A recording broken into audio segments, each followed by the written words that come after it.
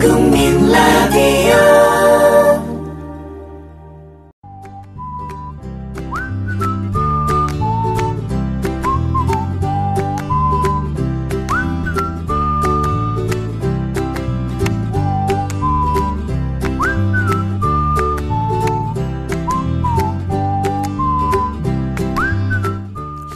몸이 힘들어서 병원에 가면 흔히 포도당 수액을 혈관에 꽂습니다. 일시적으로 기운이 나고 그 지속 시간에 다른 부위를 치료하게 되죠. 만약 포도당 수액을 몸에 바른다면 어떨까요? 효과가 없겠죠. 지식이란 이와 같습니다. 철학도 마찬가지입니다. 행해야만 깨달음을 얻고 세상을 보는 눈이 달라지면서 또 다른 힘을 내게 됩니다. 거창한 지식이니 고리타분한 철학이니 이렇게 말할 게 아니라 어디에 어떻게 써야 효과적인지 고민해야 합니다. 나른하고 걱정거리 없는 천국에선 철학이 필요 없거든요. 이토록 다양한 벌칙들이 난무하는 세상을 살아가려면 우리는 나름의 철학자가 되어야 한다는 말씀드리면서 어제에 이어서 배진님을 모시고 이야기 들어보겠습니다.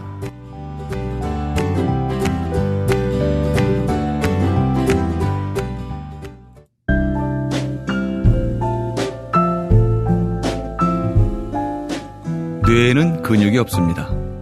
최근 섹시한 뇌를 위한 체육관 국민라디오 전영권의 30분 책 읽기.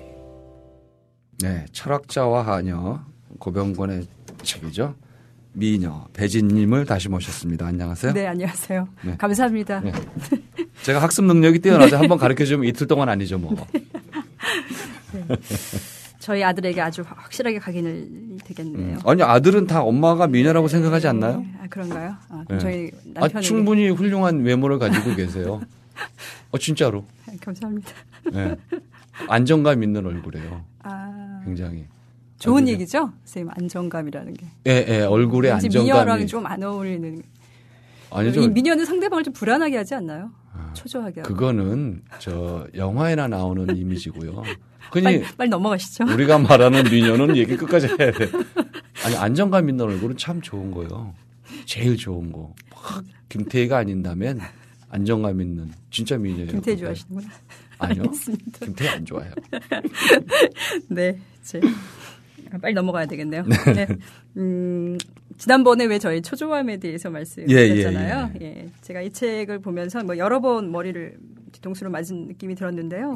그중에 하나가 초조함, 제가 지난 시간에도 말씀드렸죠. 초조와 불안이 많이 저희 주된 정조인데요. 이런 얘기가 있더라고요. 36페이지에. 뭔가를 단번에 해결지으려는 태도야말로 어떤 나약함과 관련이 있다.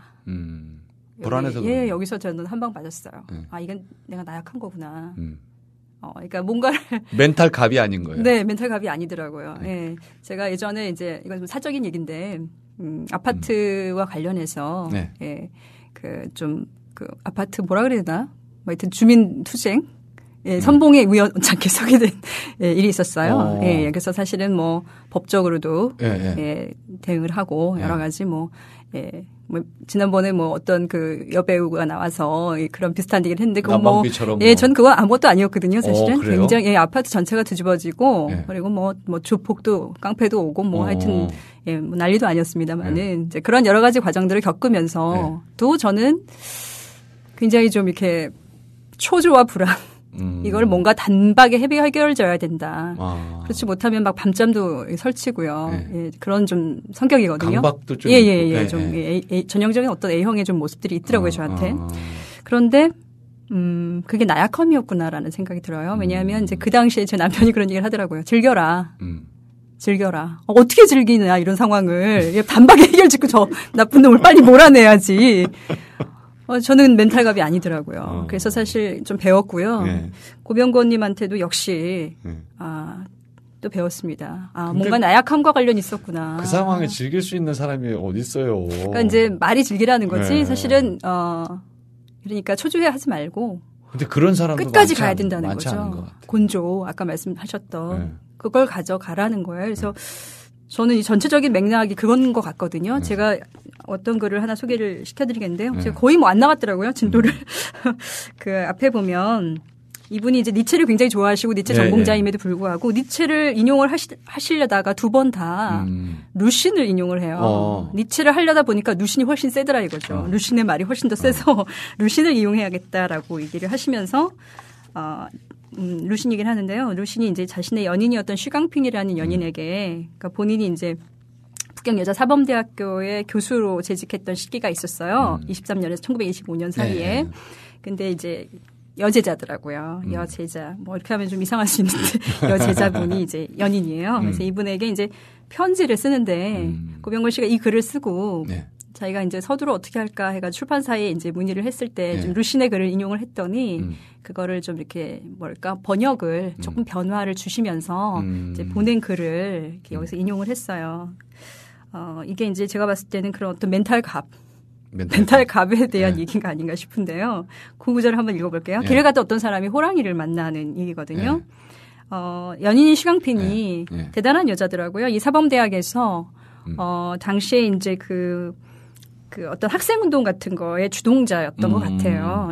그래서 이제 그 본인에게 이제 학교에서 여러 가지 사담이 들어오니까 내가 어떻게 해야 될지 이제 루신에게 선생으로서 연인이 아니라 선생님으로서 어떤 얘기를 해줄 수 있느냐. 근데 이제 보통 여자가 아니니까 어줍잖은 얘기해서는 뭐 될 것 같지도 않고요. 루신도 고민을 했겠죠. 그래서 이런 얘기를 하더라고요. 35페이지에 있는데요. 어떻든 갈림길에서 어디로 가야 할지 몰라 괴롭다면 일단 한숨 자고 생각해 보라는 것. 길을 걷다가 배고파 죽을 지경이면 음식을 빼앗아서라도 살아남으라는 것. 호랑이를 만나 죽게 생겼으면 나무 위로 피하고 결국에 죽을 것이면 시체라도 넘기지 말 것. 별 수 없이 호랑이에게 먹힌다면 그래도 한 번쯤은 호랑이를 물어보라는 것. 전 여기서 완전 깨지더라고요. 이게 그리고 그야말로 모두가 사람을 오싹하게 만드는 말들이다. 막다른 길에 이르러서도 마찬가지다. 막다른 길이란 그것을 앞에 두고 울며 돌아가는 사람에게만 막다른 것일 뿐 그것을 헤쳐나가는 사람에게는 그렇지가 않다. 루신 스스로는 운이 좋아 그런 막다른 길을 만나보지 못했다고 한다. 하지만 그가 막다른 길을 만나지 않은 것은 그가 어떤 길에 대해서 단 한 번도 막다른 곳이라고 인정하지 않았기 때문이다. 뭐 이런 얘기를 맞습니다. 고병건 씨가 했어요.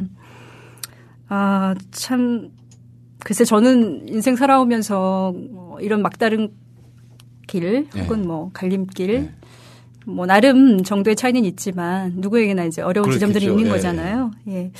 과연 얼마나 돌파해 왔던가 이제 그런 좀 반성도 되고요.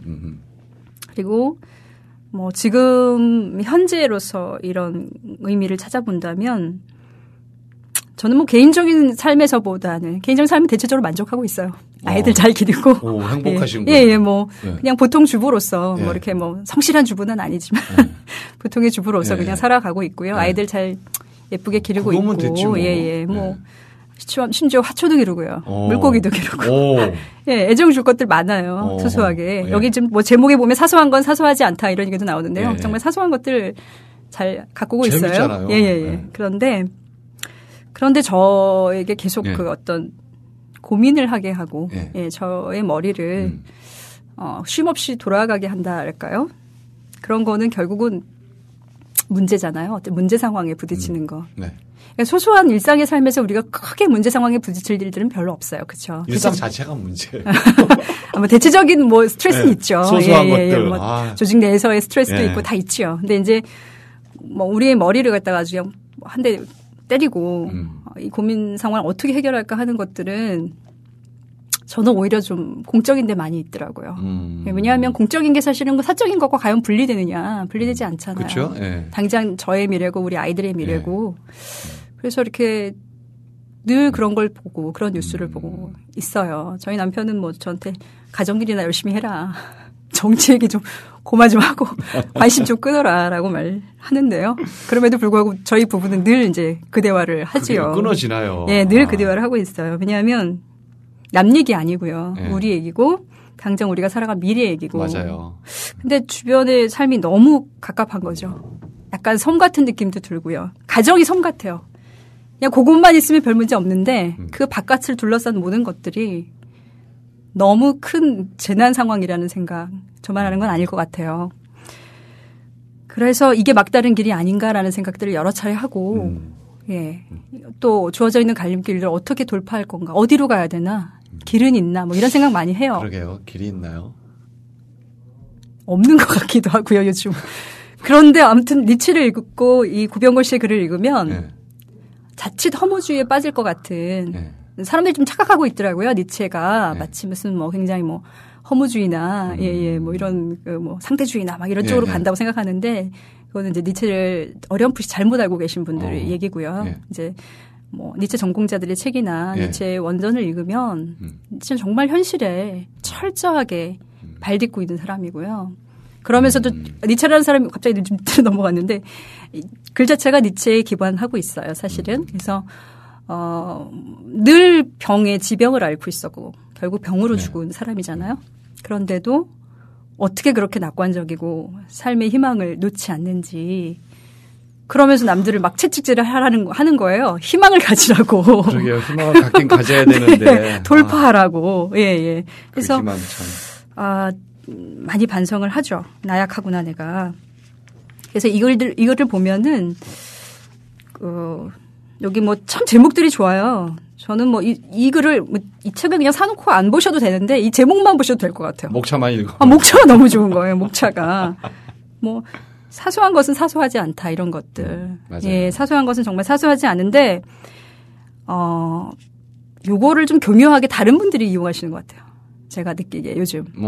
그러니까 정작 우리 삶에서 사소한 것들을 소중하게 다뤄야 하고 거기에 문제를 자세히 찬찬히 들여다봐야 되는 건 우리인데 저들이 여기서 말하는 저들은 뭐 알아들으실 분들은 알아주실 거예요. 예. 아니 뭐 그들이 있어요. 예. 뭐 이 전체 사회를 갖다가 막 운영하시는 분들인지는 잘 모르겠지만 좌지우지 하시는 분들이 굉장히 사소한 것을 사소하지 않게 다루시는 아주 탁월한 능력이 있더라고요. 배워야 된다고 저는 생각을 해요. 이분들한테 좀 배워야 돼요. 아주 치밀하고. 근데 그래서 안 배우잖아요. 안 배우려고 그래요. 제가 구체적으로 말씀드릴게요. 최근에 너무 이게 헛웃음이 나가지고 제가 이렇게 참 말씀을 드릴게요. 저는 이제 뭐 국민들이 뭐 가슴 속에 다 태극기 하나씩 매달고 있다고 생각하거든요. 뭐 가슴 속에 태극기 하나 없는 사람 없을 거예요, 그죠? 예, 뭐 굳이 민족주의다 이런 말 안 해도 다 뭐 그렇잖아요, 그죠? 저도 있고. 근데 가슴 속에 있는 거 그냥 가슴 속에 뒀으면 좋겠는데 이걸 자꾸 이렇게 바깥으로 드러내라고. 예. 영화 보고 감동 받았대잖아요. 그러니까 드러내라고 자꾸 왜 이렇게 강요를 하는지. 근데 저 어떤 생각이 드냐면. 감동 받았다고. 왜 사랑하지, 정말 너무 사랑하면 말 못하죠.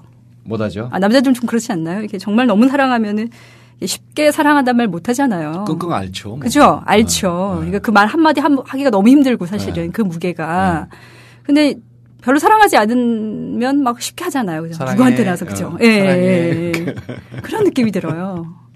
별로 이렇게 정말 국가를 사랑하지 않는 분들이 저러는 게 아닐까. 예, 왜냐하면은 그렇지 않다는 걸 자기가 들킬까봐. 보여주려고. 예. 자기가 생각하는 대한민국을 사랑하겠죠, 뭐. 뭐 각자가 사랑하는 대한민국이 있죠. 예, 각자가. 특히나 자기가 사랑하는 대한민국. 그거를 좀 시적으로 말씀을 드리면 애국심은 빤스거든요. 네. 빤스 안 입는 사람 없죠. 없죠. 예. 근데 빤스 꺼내서 자랑하는 사람도 없거든요. 변태예요. 그거는. 예. 저는 일종의 변태적 행위다라고 봐요. 빤스를 자랑하라고 그러는지 모르겠어요. 네네네. 좀 아득한 옛날 얘기인데 자꾸 이제 요즘 그런 것들. 근데 어쨌든 간에 이분들은 정말 사소한 것을 사소하지 않게 만드는 새로운 능력이 있다. 국민교육 헌장이 또 나올지도 몰라요. 버전 2. 저 그 잘 외우는데. 초등학교 때 정말 저희 국민학교 때 정말 잘 외웠었거든요. 아무 생각 없이. 아무튼 예. 그래서 이제 좀 다른 얘기인데 우리도 뭔가 사소한 것을 사소하지 않게 여겨야 된다. 그렇죠. 예. 네. 그 사소함이라는 것이 사람마다 개인마다 다를 수 있고요. 예. 또 사회에서도 무엇이 사소한지 다를 수 있지만요. 주변을 좀 둘러보면 작은 것들. 그게 뭐 사물이든 사람이든 그렇죠. 네. 인간관계든 네. 어떤 주변의 어려움이든 이런 것들부터 시작하는 거구나. 그러니까 여기서 지금 제가 봤을 때 철학은 다른 게 아니고 실천이거든요. 네, 근데 그 실천이 그냥 아무 생각 없이 실천하는 게 아니라 탈레스가 별을 보듯이 네, 하나라도 뭔가 하나의 목표가 있어야 되죠. 근데 그 목표를 가지고 가는 거예요, 쭉. 근데 어디서부터 어떻게 실천해야 될지는 사람마다 다를 수 있고 좀 어려울 수도 있어요. 실천이 좀 어렵잖아요, 사실. 저처럼 좀 미련하면 나요. 미련하면. 이렇게 저는 포기를 모르는 성격에 해당되는데 끝없이 좌절해도 끝까지 절대 포기하는 적이 없어요. 결국은 끝을 보는 성격인데 그게 무슨 멘탈 갑이고 이런 게 아니라 좀 미련한 거거든요. 그러니까 흔히 말하는 농담처럼 비가 올 때까지 기우제 지내는 거예요. 제가 그런 성격이에요. 될 때까지 해요. 될 때까지. 멘탈감 맞으시네요. 무서운 성격이죠. 네. 그게 무서워요. 저는 그런 미련한 분들. 거지. 저는 막 좀 성격이 급해가지고요. 막 빨리 뭔가 되지 않으면 굉장히 초조해하는 스타일인데. 그러면서 될 때까지 해요. 저도 트리플 A형 스타일이라서 네. 굉장히 그 불안, 초조 이런 것도 굉장히 강하고 해야 될 일이 있으면 잠을 못 자요. 해야 될 일이 있으면 그것 때문에 신경 쓰이느라고 그럼에도 불구하고 아무튼 계속해요. 그래서 나는 내가 무슨 멘탈 갑도 아니고 내가 나를 보니까 나도 굉장히 허약한 인간이라서 나는 미련하구나. 적당히 사람이 포기도 하고 아니면 이렇게 접을 줄도 알아야 되는데 그걸 잘 못하는 거예요. 아니 근데 저는 그게 저력인 것 같아요. 그런 게 좀 힘이지 않나 싶거든요. 최근에 뭐 그런 비슷한 글을 스티브 잡스인가요? 누가 쓴 걸 또 읽어보기도 했는데 그런 끝까지 하나를 밀어붙이는 힘 그것도 저는 뭐 미련함이라고 지금 낮춰 말씀하셨는데 정말로 저는 미련함이라고 굉장한 생각해요. 힘이죠. 예. 다치는 데가 많아요. 호랑이도 무는 그런 저력인 거죠. 그러면 절대 어디로 물까요? 네. 저도 한번 물어보고 싶어요. 그건 뭐 물어야지. 네. 저도 좀 약간 성질은 있거든요. 네, 성질은 돼요. 있는데 모르겠어요. 좀 초조하지 않았으면 좋겠고요. 물자고요. 그래서 이제 멋진 말이 제가 있길래 한번 인용을 해볼게요. 페이지 75쪽에 나오는데요. 역시 또 니체를 한번 인용을 하시네요. 니체는 폭풍을 불러오는 말은 가장 고요한 시간에 비둘기 걸음으로 온다라고 했다. 이렇게 이제 인용을 하면서요. 이건 아주 굉장히 유명한 구절이거든요. 비둘기 걸음. 가장 고요한 시간에 비둘기 걸음으로 온다. 누구도 알아채지 못하는 순간에 당사자도 모르는 순간에 마음속에서 중요한 일이 일어난다. 그 다음이 저는 굉장히 멋있었어요. 이건 이제 고병걸 씨가 하는 얘기인데요. 어떤 권력자도 구경꾼의 마음속에 일어난 사건을 통제할 수는 없다. 위안을 받았어요. 여기서 사실은. 그러니까 저도 그냥 구경꾼일 수 있고요. 네. 어떤 실천의 현장에 있지 않으면 누군가는 다 구경꾼이잖아요. 그런데 이렇게 구경만 하고 바라보면 뭐가 해결될까?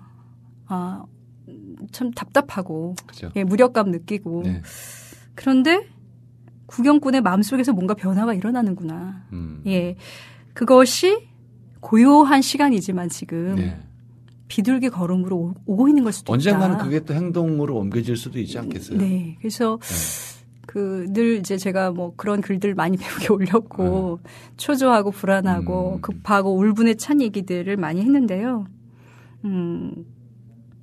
그렇죠. 한 대 맞은 것 같았어요. 또 이 나의 나약함, 멘탈 갑이 아닌 나의 나약함이 또 짱돌 하나 던질 수도 있는 거고요. 그래서 결국은 구경꾼의 우리가 늘 구경하고 있다라는 거에 대해서 스스로 자책도 하고 좀 뭐 회의도 하고 무력감에 빠지기도 하고 그렇죠. 뭐 하나 이런 생각도 들고 뭐 어떤 분들은 뭐 이런 표현 어떤지 모르겠는데 뭐 그냥 마스터베이션 아니냐 이런 우리끼리 하는 뭐 이런 그렇죠. 얘기도 많이 하시거든요. 그런데 그렇게만 볼 수 없겠다. 저는 이 구절을 보면서 그런 좀 위안을 얻었어요. 그래서 뭔가 보이지 않는 변화들이지만 조금씩 그런 변화들이 마음속에 어떤 변화를 일으키고 있다면 어느 순간 폭풍이 올지는 우리가 지금 비둘기 걸음 걸고 있는 건지 알 수 없다. 세월호 일주기 때 광장에서 만나는. 네, 그래야 되겠죠. 예, 알겠습니다. 제가 광장 공포증이 좀 있지만 극복을 해볼게요. 오세요. 주님. 네. 가서 앉아만 있어도 뭔가 하는 겁니다. 알겠습니다. 많은 분들 좀 거기서 비둘기 걸음으로 만났으면 좋겠고요. 너무 좋은 글들이 많아요. 이 책에. 그래서 뭐 딱히 어떤 거를 해야 될지 모르겠네요. 너무 많은데 제가 다 해드리면 뭐 책을 사는 의미가 없잖아요. 네, 좋은 얘기를 많이 하셨습니다. 네, 그래서 몇 가지 좀 저한테 꽂혔던 이거는 좀 꼭 말씀드리고 싶다라는 거를 좀 얘기를 해볼게요. 하나 읽어주세요. 네, 저는 이제 최근에 뭐 우리 땅콩 회항 사건도 있었고 네. 뭐 그와 비슷한 유사한 사회적 갑들의 얘기들이 있었잖아요. 예. 참 많은 시민들이 거기에 대해서는 반응들을 참 꽤 진하게 하셨어요. 그렇죠? 예. 어떤 사회적인 분위기 때문에라도 네. 예, 이게 처벌받지 않을 수 없는 상황이었던 네. 것 같거든요. 왜 그랬을까? 좀, 예. 사실은 그거보다 훨씬 더 큰 사건들도 많았는데, 맞죠. 왜 유독 이 사건에 대해서는 이렇게 반응들이 강할까? 그런 생각하면서, 그렇구나. 우린 다 노동자였던 거예요. 그럼요. 사실은요. 네. 다 그리고 의뢰 내지는 뭐 정병 뭐 이런 관계에 있었던 거잖아요. 그런 어떤 것들의 투사가 아니었나 이제 이런 생각을 해봤는데요. 그거랑 관련되는 얘기 같아요. 159쪽에 보면 저도 이런 용어를 처음 봤거든요. 뭐 그간에 우리가 뭐 이제 감정노동이라는 표현들이 이제 일반화된 얘기잖아요. 네, 그렇죠. 네. 예. 그런데 여기서는 이제 해성노동이라는 게 나오더라고요. 이거는 기간에 우리가 서비스 직업에 종사하시는 분들이 이제 네. 뭐 고객을 상대로 해가지고 여러 가지 감정 노동에 시달렸던 네. 것들이 있었다면은 해성 노동은 역시 뭐 같은 부류의 사람들이겠죠. 그분들인데 고객을 상대로 하는 어떤 노동이 아니고요. 갑들에 대한 예 이게 뭐냐면 어떤 상황이나 사건들이 주어졌을 때요. 네. 그 자신의 직장 상사든지 그죠? 뭐 자신의 어쨌든 간에 뭔가 명령할 수 있는 위치에 있는 사람들이 네. 그 상황을 어떻게 해석하는가를 네. 본인들이 해석하는 거예요. 그들의 눈으로 보는 거죠. 눈칫밥이에요. 그렇죠. 눈칫밥. 예, 눈칫밥 쉽게 말하면 맞네요. 해석 노동 너무 멋있는데 눈칫밥이었네요. 전도된 시각이라고 여기서 표현하는데요. 네. 사실 저는 이걸 보면서 너무 공감이 되는 거예요. 이거 뭐냐면 출세해요. 제가 이걸 잘 못해요, 사실은. 그래서 네. 출세를 못하고 좀 그런 것 같은데. 근데 이제 저는. 미인은 뭐 출세하고 상관없어요. 네, 감사합니다. 그래서 저는 이제 집에서 취직을 했죠. 근데 그러다 보니까 이제 집에 있는 갑에게는 어쨌든 또 눈칫밥을 먹을 수밖에 없는 거고요. 그래서 제가 이 장에서 굉장히 공감을 했어요. 그런데 맞네. 나 저런 해석노동 늘 하고 있는데. 누구나 그거 뭐 어쩌겠어요. 예. 우리 남편은 직장에서 퇴근해서 돌아왔을 때 이 상황을 어떻게 해석할까. 예. 아이들의 관계, 뭐 집안이 지금 이렇게 되어 있는 상황들, 그의 눈으로 계속 확인하는 거죠. 그의 눈으로. 저는 한 5걸음쯤 걸려요. 현관문을 열고 5걸음쯤 걸어 들어가면 오늘 이 집안의 분위기가 어떤지 딱 그러니까 어떻게 반응하세요? 갑의 입장에서. 제가 어떻게 갑이에요? 아닌가요? 아니죠. 아닌가요? 네. 제가 좀 잘못 살고 있는 것 같아요. 네, 갑 아니에요. 그게 흔히 우리 이거 남자분들한테 제가 잠깐 말씀을 드리면 흔히들 내가 돈 벌어와서 우리 식구가 먹고 산다라고 얘기를 하잖아요. 내가 벌어온 돈으로 아내한테 내가 벌어온 돈으로 네가 뭐도 하고 아니에요. 그렇게 생각하면 큰일 납니다. 저희 남편 좀 듣고 있었으면 좋겠고요. 뒤집으면 어떻게 생각해야 되냐면 당신이 아침에 밥 해주고 나 와이셔츠 데려주니까 내가 나가서 돈을 벌 수 있다. 그렇죠. 이렇게 얘기를 하는 게 맞고 실제로 저는 그렇게 생각합니다. 사모님 이 방송 안 들으시는 거죠? 안 들으시는 정말 거죠? 그렇게 생각해요. 정말 그렇게 생각하세요? 네. 아니면 내가 이 일상에 잡다한 것들을 내가 다 하면서 직장생활을 한다 그러면 난 못한다. 그런 주의예요. 그러면 정말 멋있는 가장. 멋있는 방송 들으시는 분들 생각 빨리 바꾸세요. 빨리 바꿔야지. 남편부터 바꿨으면 좋겠고요. 그런 얘기가 나와요. 그래서 164쪽에 이런 얘기가 나오더라고요. 이 해성노동이라는 용어를 쓴 사람은 인류학자인 데이비드 그레이버라는 사람인데요. 네. 이 사람이 이런 얘기를 하더라고요. 산업 영역에서는 꼭대기에 있는 사람들이 상상력을 더 많이 발휘하는 일을 하는데 사회적인 관계의 생산에서는 네. 불평등이 출현할 때는 바닥에 있는 사람들이 주로 상상적인 일을 많이 한다. 그러니까 여기서 상상이 다른 게 아니라 그 멘탈갑의 해석을 하는 거예요. 그럼 어떻게 할까 막 상상하는 거죠. 그의 입장에서는 어떻게 생각하고 그는 어떻게 해석할까 이 상황을. 그래서 그 전반적인 특징이 뭐냐면 그들은 말을 거의 하지 않아요. 갑들은. 안 해요. 안 하죠. 네. 이쪽에서 열심히 설명하고 이 상황이 어떻게 된 건지 있잖아요. 우리 뭐 알바생들도 알지만은 뭐 매장에서 무슨 사건이 고객이 불만 뭐 있잖아요. 클레임 들어오면 뭐 막 점장 나오고 하면은 엄청 설명하잖아요. 그죠? 이런 이제 사회가 전반적인 지금 우리 사회거든요. 예, 제가 우스개로 뭐 가정 얘기를 했는데 사실은 아주 작은 것에서부터 예, 우리 사회 전체가 사실은 이 멘탈이 아니군요. 우리 정신이 멘탈이 사실 갑이 되어야 맞습니다. 예, 갑이 되어야 사실은 이런 해성 노동에서 벗어날 수 있고. 근데 이제 아마 어떤 분들은 그러실 거예요. 말이 쉽지 그게 되느냐. 그 눈칫밥으로 사실 살아가야지.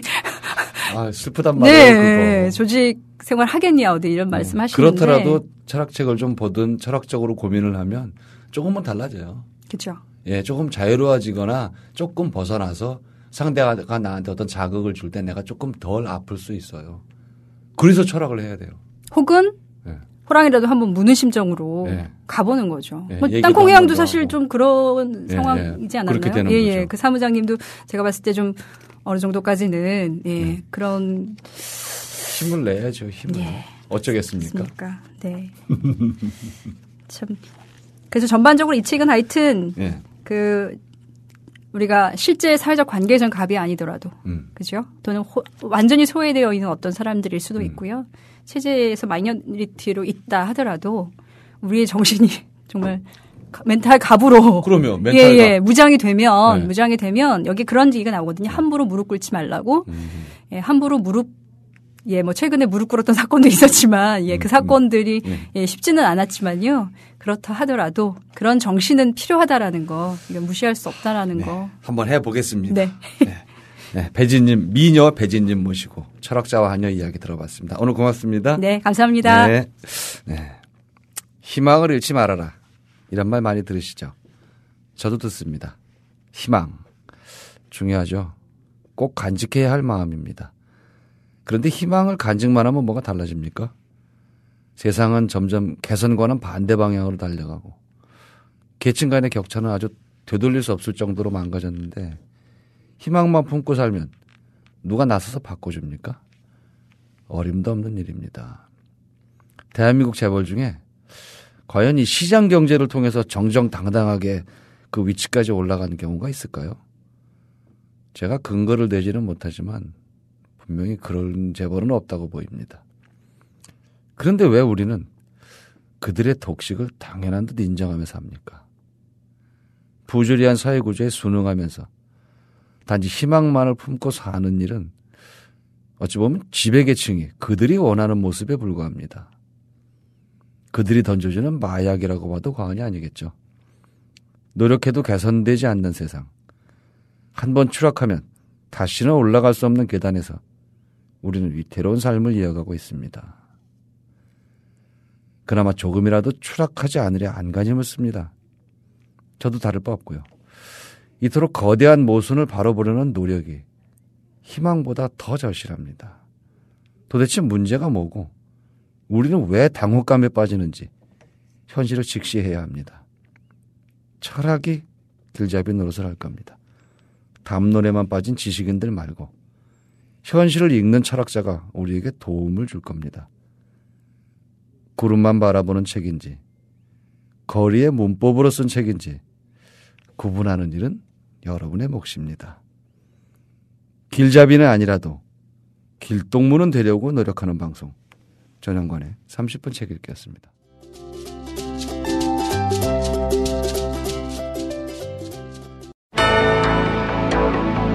미디어 협동조합 2015년 정기총회. 미디어 협동조합은 정관에 따라 2015년 정기총회를 3월 7일 토요일 낮 1시 서울 지하철 강남역 4번 출구 인근에 있는 비트비 빌딩 3층 비트캠프에서 개최합니다. 정관과 규약 개정, 2014년 결산 보고서, 감사 보고서, 사업계획서 및 수입 지출 예산서의 보고와 승인 등을 하게 되는 이 자리에는 대의원 본인의 출석이 필요합니다. 대리 출석은 불가능합니다. 자세한 총회 보고사항은 미디어 협동조합 홈페이지 조합 공지사항란에 있습니다. 이 실황은 국민라디오를 통해 생중계됩니다. 3월 7일 토요일 낮 1시 서울 지하철 강남역 4번 출구 인근에 있는 비트빌 빌딩 3층 비트캠프에서 있을 미디어 협동조합 2015년 정기총회. 대의원 여러분 전원의 참석을 바랍니다.